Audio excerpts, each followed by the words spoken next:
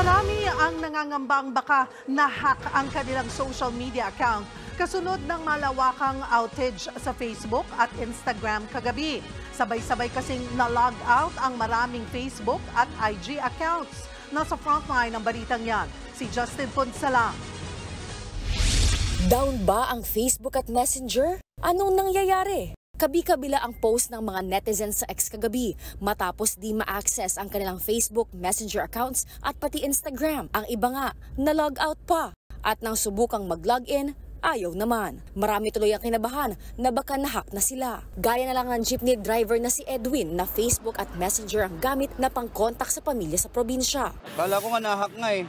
Tanong ng tanong yung mga kasama namin, ganun din parehas na sinasabi nila. Si Nico naman na online seller ng vape nangunsumi rin dahil apektado ang negosyo niya. Na-delay po yung mga order sa online. Karamihan po kasi na ganun umu-order ganung oras. Maging ang estudyanteng si Arabella nangamba. Mahirap po kasi yung iba po wala naman po akong phone number nila. Hindi ko po alam kung saan sila makakontakt. So yung Facebook, Messenger and Instagram lang po yung alam kong way of contact ko sa kanila. Ayon sa downdetector.com, umabot sa higit 550,000 ang mga naiulat na nakaranas ng Facebook outage sa mundo, habang higit 92,000 naman sa Instagram.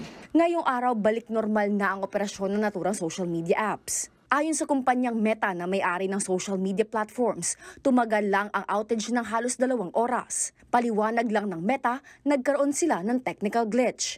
Kaya ang digital advocacy network na Digital Pinoys hindi kontento rito at iginiit na dapat magpaliwanag ang Meta.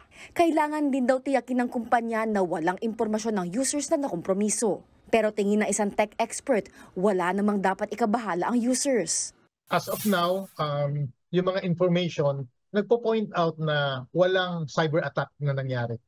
Pero depende yan kasi patuloy pa rin yung investigation. Sa ngayon, iniimbestigahan na ng Meta at pati ng US government ang insidente. Nagbabalita mula sa frontline, Justine Punsalang, News 5.